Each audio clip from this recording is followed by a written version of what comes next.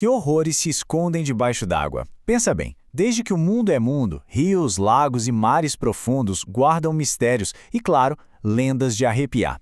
Hoje a gente vai mergulhar em uma das mais sombrias do Brasil. Olha, só pelo nome a gente já fica curioso, né? A lenda do Cabeça de Cuia. Então vamos fundo para entender a história trágica e aterrorizante que existe por trás desse nome e da criatura que dizem ainda assombra um grande rio brasileiro.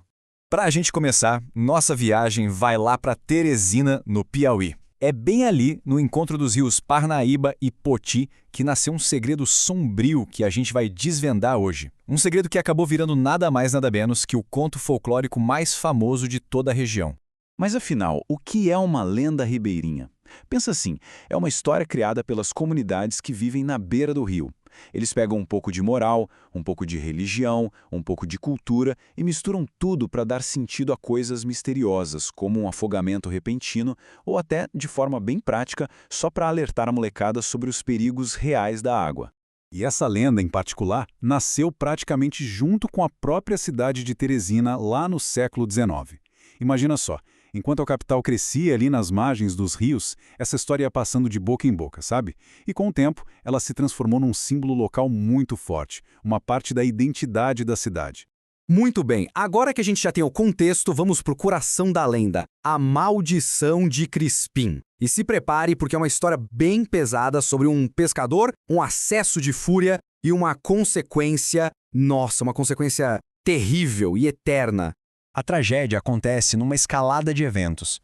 Primeiro, temos o Crispim, um pescador jovem e pobre, voltando para casa totalmente frustrado depois de um dia péssimo sem pescar nada. Chegando lá, o que tinha para jantar? Apenas uma sopa rala de osso sem gosto nenhum. Foi a gota d'água. Num acesso de fúria cega, ele pega um osso de boi e ataca a própria mãe. E aí vem o ponto de virada.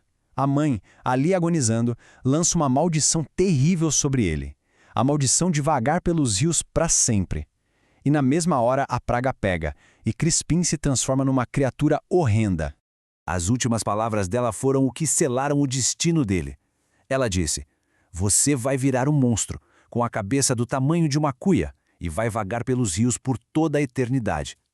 Dá para imaginar o peso e o horror de ouvir uma coisa dessas? E como se não bastasse, a maldição veio com uma condição para ser quebrada. Uma condição bem específica e apavorante. Não basta só ficar vagando sem rumo. Para que a alma dele finalmente encontre paz, o Crispim, agora um monstro cabeça de cuia, precisa fazer uma coisa impensável.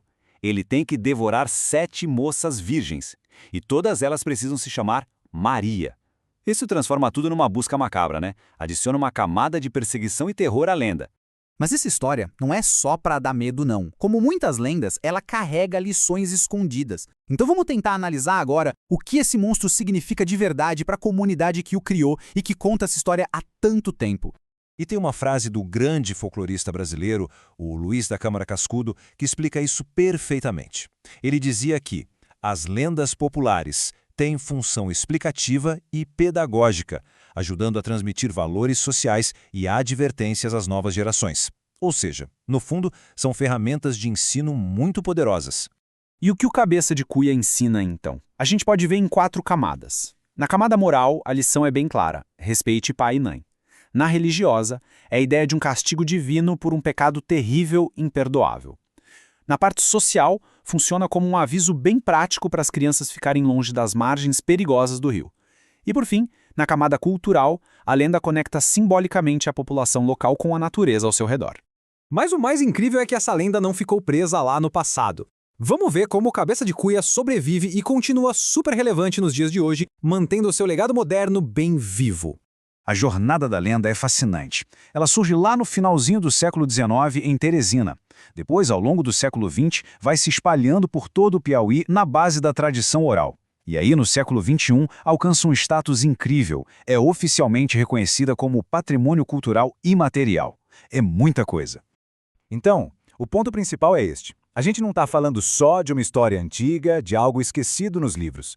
A lenda do Cabeça de Cuia é um pedaço vivo da identidade do Piauí, algo que ainda pulsa forte na cultura local. E a prova disso está por toda parte. A lenda ensinada nas escolas da região é tema de livros, de pesquisas acadêmicas, inspira peças de teatro e tem até uma estátua dele em Teresina. Ele está sempre presente nos eventos culturais, o que mostra que o monstro, de forma simbólica, ainda caminha entre as pessoas.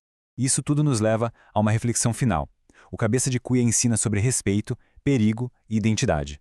Então a pergunta que fica no ar é: que histórias a sua comunidade, a sua região, conta para ensinar as suas lições mais importantes, aquelas que não podem ser esquecidas?